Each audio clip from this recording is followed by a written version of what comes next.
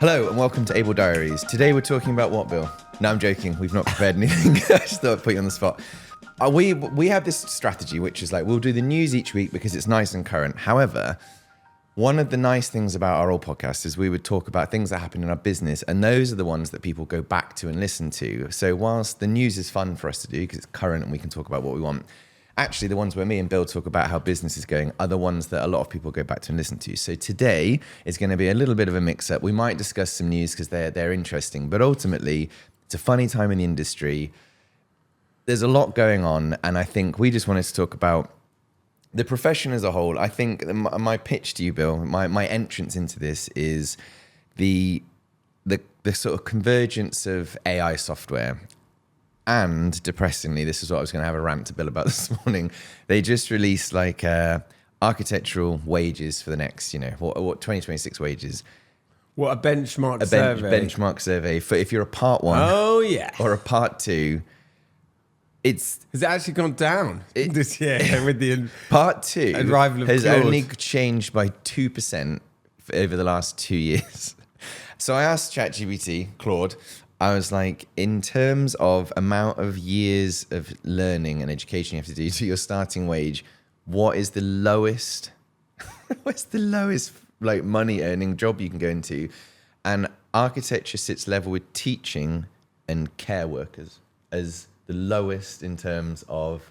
So, and then just as I thought. In a way, I don't mind that being in that bracket because they're recognised for huge value that they provide to society. Like normally we're put in a bracket with sort of I don't know. It's because I was chatting with Finn, who's a part one yesterday, and this is the part we'll come into. It's like, you're sort of climbing your way up through the RBA ranks, and you're much more in that world, and it's about structured fee scales and stuff. And I had a big conversation about why I don't think it's the right thing to do. However, you can go in to be a McDonald's entry-level manager for more than you can as a part two with 5 years of experience. And more importantly, no debt.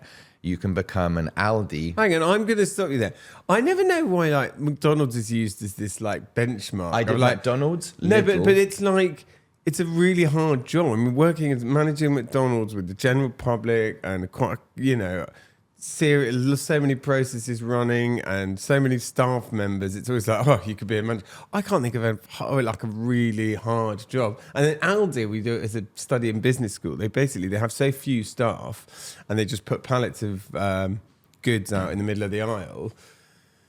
That the managers are given 100 grand in an Aldi because it's such a difficult job. You've got cross members of the general public, and yeah. So, anyway. but okay. So I did Tesco's, Aldi, and then I just did full-time cleaner, and I couldn't find a job that started lower than 25 grand a year. I really tried anything with any level of management, and I am sort of bereft whether I would recommend my kids to go into architecture. However, if you do something like Bill and I do, which is to use the format of architecture to find ways in the industry that you can change. I don't know, just we've run a business which is like, you call it product market fit, but a lot of the stuff we do, we started off as like pure architecture with a capital A. And what we've done is then go and meet as many developers and contractors and clients as we can and just find out what their pain points are and then just go for that. Yeah. We're very nimble like that. And, we've sort of created a sort of Swiss Army knife business that can just sort of fix anyone's problems. That's how you use architecture. But, do you think there's a perception problem that people think, my mum used to say, did you do that one? And I was like, well, sort of. We did a bit of this and a bit of this. Is there a misperception of like what the job is versus sort of, what people think they're going to be doing?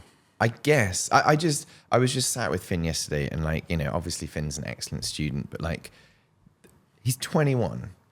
And the amount that you can do as a 21-year-old in architecture is pretty crazy. I mean, it's like if Finn's running meetings and doing presentations and designing stuff and it gets built and you're like, we're just like the most the most skilled, transferably skilled people.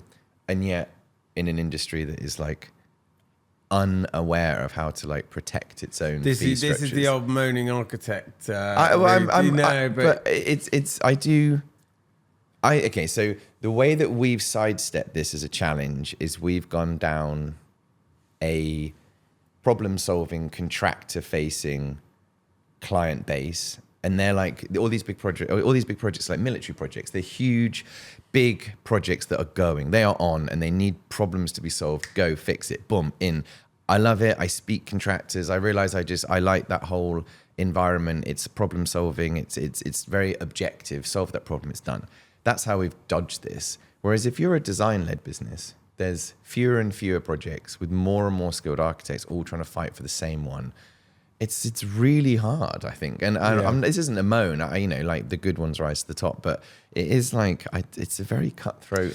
Isn't it also like the chances of getting to that 2%? But I always think isn't it the same with like barristers? Like 5% of the barristers do 60% of the work because people, when they've got a big legal challenge, they're willing to pay for it. And it's the same that, they're quite high risk buildings, and we have found that pension funds, that everyone is to a degree price sensitive, but they're very risk sensitive. So if you might save some money, but you increase the risk, why would you try the new guys? And I think that's something we've bumped away again. But it does mean there's an increased barrier for entry. And so once you've got through that, I do also think that the second half of architectural careers are perhaps more interesting than the second half of most careers. You're building up this bank of knowledge, and it's slower to deploy. So it's a sort of slower, deeper investment, and then the return is I was bigger. sort of saying that. I was feeling like it's called practice. Like once you're over 40, if you stay in the architecture profession and you can hold on to this bucking stallion, it all the doors open for you because suddenly you're not the youngest in the room. People don't, we regularly joke that we go into meetings now with contractors and developers and we're the oldest two people in the room, and we're like, what the hell? This isn't exactly the call to arms for people to join the profession that we normally do. But I was just thought there's no point hiding from it. It's like what every single part 1 and part 2 asks me immediately. What's that? How much money can you make? How am I supposed to live in London? It's like, it's just, there's no point us as, what would you suggest for a part 1? Come work for us. I don't know how to explain it, but what I was saying is that the sort of, you need to have lots of different skills, not just be really, really good at doing visuals or really, really good at sketching. That is useful and it's incredibly good.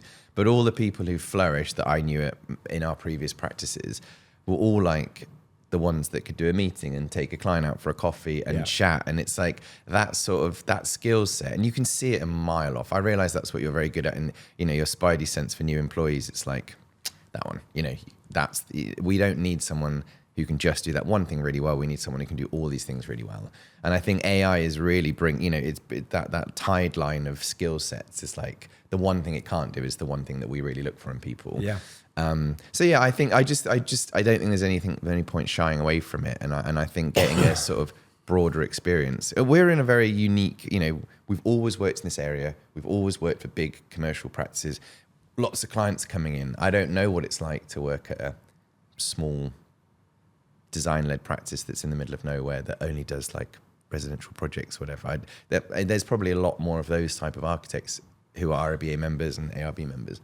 I think that's true, and the average number of people in an architecture firm in the UK is 3, I think, or it might have gone up to 4. But that includes, your Fosters and your Zahas and your Genslers. So most people are sole practitioners or in very small companies, and I think that is more about job satisfaction and seeing projects fully resolved. And I think it's a lot of it's communicating with people who have never engaged with architects, who are doing a home, and you have to explain the whole process to them and you have to really love it. Whereas I think we work up with professional clients who are very as well versed as us often in the process. And that's kind of, it's great because there are shortcuts, but also they really know what they're after as well.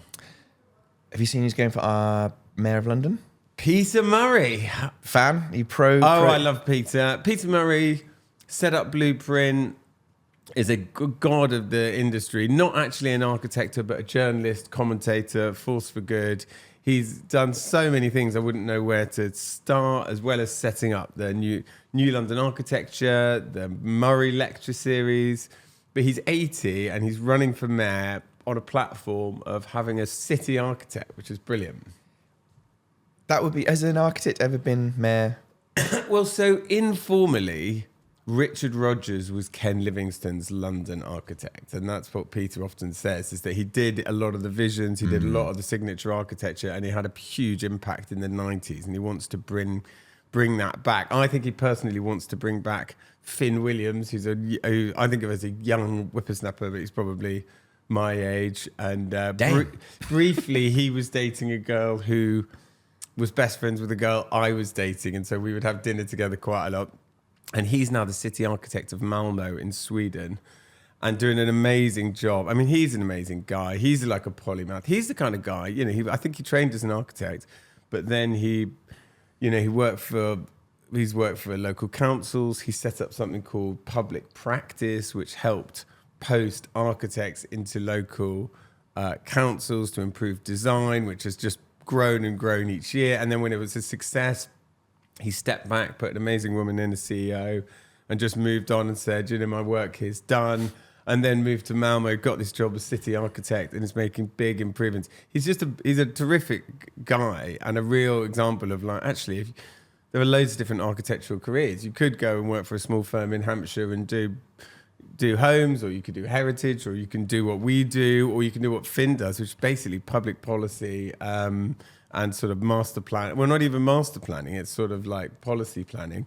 That would be a role I'd be so interested in, because I think you'd be very good at it as well, which is having someone who's not necessarily vested in any one of an individual projects of London, but can do things that overlap multiple different plannings, like corporations, someone who can bring together all that, you look at, I think you need someone kind of greasing those relationships between all the stakeholders and driving it to kind of pull the political will together and just steamroll all the problems. Because wasn't Trafalgar Square, that was a ring roundabout, and then they're in front of the National Gallery, and then that was one of their big ones, which was to pedestrianise Trafalgar Square, and that's something that, I mean, Peter, bless him, he's 80 and he has a big profile within the industry, but I don't think he's got a chance to win. I will vote for him undoubtedly, just because I think it's completely hilarious, and his ambition and approach is completely inspiring to me. So I will vote for him, but I don't know how realistic the bid is, or if the point of the bid is to win, or just to say, hang on, we need to have someone that cares about the built environment. It's not just about how policing and he founded Blueprint magazine. Because I remember at uni, this was pre Pinterest and the guardians of amazing images with these books and magazines. That's why the RIBA library used to be this Aladdin's cave when you're a student, because you're I'd never even seen any of these buildings. Now obviously they're all on Instagram and everything, but Blueprint magazine, I bumped into him and said thank you to him, because obviously he didn't choose it, but my third year project got put in Blueprint magazine as one of the ones to watch, and it was literally the best moment of my life. I went from probably still was the highlight. Yeah, still. I literally was chatting to Finn last night. I went from failing my second year and just passing, didn't do very well in my first third year project, and then had a great tutor who let me just Ben, we've give up with you, just do whatever you want. And then I did this free running sculptural building, and I got put in Blueprint. I went from being a really underperforming student to one of the best in the year, and I was everyone was didn't see that coming. Where did that come from? So I like him, and I love the idea of having a. He's also championed loads of not single issue causes, but Bank Junction. Although it got. The concept was to pedestrianise Bank Junction, and ultimately the London taxi cab kind of lobby got won and said that they were allowed to use Bank Junction. And if some cars are allowed to use it, the whole point of being pedestrianised is kind of undone, because you still have all the traffic lights, you don't have events, you don't have all the things. So, but he's championed some really great things which have actually happened, and he's as credible a candidate as anybody, and you do feel like he has got real things done. He's in it for the right reasons, and he could make a huge impact for change. It's just whether he's got the sort of deep enough pockets to get out there and capture the public's imagination. Just as a random aside, Bank Junction it's one of my favourite examples of why London doesn't work and why it does work, which is banks not designed for the amount of people that roundabout junction is not designed. It is not safe for all the people that need to cross it at peak hours. So we met a traffic consultant, but he was saying that he like when he first started work, originally all the traffic lights would stop and start at different times. You know, each junction coming to the roundabout, there were so many accidents. So he went counterintuitively. They set all the red traffic lights at the same time, knowing that everyone would just go and just like run across in every direction, which is not how it's. That's like the new Oxford Circus. Which originally like that's no, everyone's supposed to cross, but they were like, let's just like basically ring fence the roundabout and let everyone go. Completely counterintuitive, and now it works because they do something that they're not supposed to, but that's how it works. And it's like there's so many parts of London that you're like, this shouldn't work. I didn't realise that we've only just got back to pre-World War II population in London. So we are now 8.5 million, which is what we were pre-World War II. And I was like, that can't be right. So in way less area, there were just as many people now pre-World War II. I didn't know that. That's amazing. David told me, and I was like, what? I was like, can you imagine what London was like pre-World War II with 8.5 million people in? Living densely in slums. Like really bad sewage systems, you know, the fires hadn't happened yet, like none of the bombings happened. Like how dense London must be, how much timber construction. I mean, Jesus Christ. Wow, that's amazing. So talking of like old construction, new construction, I just thought like one of my bits of news is basically Webb Yates are a structural engineering company we've worked with. They've just completed their first fully stone structured building, which if you don't know, stone's normally just a facade material. And Webb Yates have been trying to push for years and years, and they've been working with Amin Tahar about using stone as a construction material, not a fancy facade material, because of the massively reduced embodied carbon. But no one thinks of it like that. So they've been trying desperately, and it looks incredible. I mean, they just get these huge blocks of stone from a quarry, run a tension cable through it, and then they can have it super thin, and it does all the structural work that steel does. You don't need to fire protect it. And this is like a huge move for them. And we did... What's the name of the building if people want to look it up? It is 317 Finchley Road, and it's by Amin Tahar for Group Works. And it's a stunning building where the actual stone structure forms the facade. So when you look at it, you'll see these huge blocks of stone, and they're not facades, they're the actual structure on the outside. And it's reusable at the end of its life, you would imagine. And you once debated him about the use of stone, didn't you? I thought it'd be a funny story that Bill, it was probably like 2 LFAs ago, Bill, like, we're going to do this spin the wheel thing, which is still in here somewhere, and like, you're going to have to like argue about the use of concrete, pro concrete, and you're going to go against this other guy who's going to be against concrete. And I was like, all right, cool, that sounds fun. Who am I against? Amin Tahar. Cool. I'm like, what does he do? What does he do? He's one of the most prestigious architects and is a huge anti-concrete He was guy. very good though and gentle with you, wasn't and he? I had to be like pro-concrete for a minute, just as a jokey one. And then he came on and did this very like moving, very detailed speech. And I was a bit like, that was embarrassing. But he was very nice. We then ended up doing a podcast with him. And then we worked with Webb Yates about doing this temporary stone pavilion, which we really must like pull the covers back off.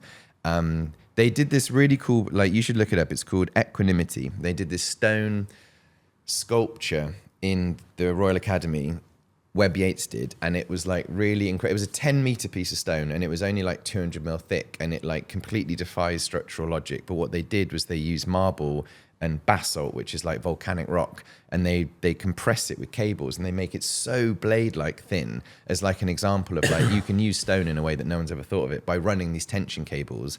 And they use stone that has like 1,000 times the compressive strength of concrete to do these amazing structures, which is what they're doing with the stone on these buildings. So if they can get this through, if they can prove to big commercial developers and contractors that stone is a viable alternative use, it's a really like cool material to use. And I just thought, good for them. I mean, that like, it's so hard in our industry to ever try and use the union material in some way. You know, we've been trying to do it with timber for years. It was all like timber towers, and it's just never really took off in London. Is it about the stone span? Is that going to be a limiting thing for it? So they can do massive spans. It's just about sort of, it's about, you can use like, it's so much more environmentally friendly and there's so much less carbon. And I'll just read this out. They're saying that, the reason for promoting stone rather than concrete for structural work is the complexity and carbon cost of making cement. To make cement, limestone is quarried, crushed, and ground into a powder and fed into a kiln with clay and heated in a kiln to 1500 degrees, prompting a chemical reaction that releases large quantities of carbon dioxide. This produces a clinker, which is ground up, ready for mixing with aggregate and water to produce concrete, a weaker material than stone and a carbon cost 2/3 greater. So it's massively more carbon efficient to use. And what they use sort of stone that you can't use in facades, like offcuts, basically. And also, the whole point is, if you cut it into slivers for a facade, which is all you're seeing, you can't really reuse that. Whereas a block is still a block and has a million other uses. So. I also didn't realize that, like they say, oh, it's got much better fire properties than concrete. I was like, concrete's fire resistant. But I didn't realize that when concrete heats up, it explodes, like the outer shell explodes. So stone doesn't do, well, a lot of them, the stones that they use don't do that. So I didn't realize it's a good fire property. So you have to like over-spec concrete. So like you need 200 mil, but then you make it 400 mil. So when it explodes during fire, like timber, it's sort of, so I didn't realize that like it shatters and stuff. So I was like, oh, so stone's amazing. So good for them. They put in a ton of work. Who was the guy who went to the stone quarry? And I can't remember his name. For Pierre Bernard or something. Yeah. Pierre. We went to their stone cutting place, didn't we? And we were like, yeah, this is incredible. In Halifax. In Absolutely Halifax, yeah. amazing. Yeah. So next week we'll be doing news again. Is there any news we've got? Any other news? No, it's a bit, but the market is excited out there. I think everyone's nervous about the oil price, aren't they? But we're seeing things go ahead, and there seems to be like, it's kind of business as usual. I want to sort of touch wood, but things look quite good out there. And just to close out, if you are a part 1 or a part 2 listening, do join architecture. I'm worried. I've got an interview after this with a guy who's a computer scientist and a part 1 architect, and is wondering whether to go into computer science or architecture. And I feel very conflicted because, like, I obviously want to say, go into computer science. Like we're in the middle of a technological revolution, and like that. And equally, we need people like that coming into our industry. So I feel like there's an interesting conversation. Well, we've always said that, like, why don't you give you, like, why work at a big practice versus a small practice? Like, why go into, what's the deal of going into a big practice? I always think, generally with professions, not just architecture, you need to go somewhere for 10 years. And that doesn't matter if you're going to the BBC or Foster's and Partners or Slaughter and May or whatever the big player in your industry is. You go in, they pay you slightly less than you're worth, and in return, they teach you how to do the job, and they introduce you to a massive network. And then you can go off and do your own thing afterwards. And I still think that's broadly true. I mean, the value of a big practice is you do meet loads of different big consulting firms, loads of other big practices, loads of big client firms. And I think that network that you're exposed to is a bit bigger. But as big isn't always beautiful. We like working on big buildings. I always think one of the reasons we like office a bit more than residential is, like, residential you might see a tall tower and there's actually like only 120 people in it, a few people on each floor in each flat, whereas a big office building might have 10,000 people in it, big engines of air, vertical transportation, and they're like designing machines, and that's kind of our bag. But you've got to just find your own way. But that would be my advice. I know I said architecture's bad, but I think it's more, if you go in and think every 6 months, am I learning? If the game plan should be at 40, I'm either going to be a director of a company or start my own business. If you think of it like that, every 6 months, I always used to think this at Make It. If I felt like I was repeating the same thing over and over again, I realized I was getting frustrated. But you learn, if you can just think, how can I upskill myself to the maximum? Try new things. I think that's when architecture is amazing. Because when you hit 40, you're like, I now have a full toolkit. What can I go for it? And just to end on, I think I had a bit of an epiphany when I went on this podcast last week, and I'd like to get your take on this as well. I realized I was like caveating my answers, like the guy interviewing me, or who ran it, Merlin. He like was really passionate about like refurbishment and like old buildings with architecture with a capital A. And I kept having to say, like, just remember that like my worldview on architecture is I'm the only architect in my family. No one else is an architect in my family. None of my friends are architects. In fact, they're all so bored by architecture. For me to even in a pub attempt to try and describe a building to them, it's got to be something that I know they'll really like. And then my dad's an engineer, and like, so a lot of my worldview is like, that's why I like structural engineering. I like big towers, because I feel like they solve this really complicated problem. Not, I love this like Doric column or whatever. It's so I like, and I realized like my mum's a politician and my dad's an engineer, and I realized, if you were to ask me what my favorite buildings are, they're like the Millennium Bridge or the London Eye or the Shard, the top of the Shard. They're things that like are iconic. They change your view of a city. Everyone can use them and see them. And I realized like, that would explain why I'm really interested in things. And I don't know, like, if you had to caveat your answers. By the way, this is how I see architecture. Like, what's the eyes? I can see how you get older as an architect. Things that it's a very deep profession, and you know, I wasn't into medieval churches and, you know, heritage buildings, particularly when we were studying. We were kind of parametricism, avant-garde.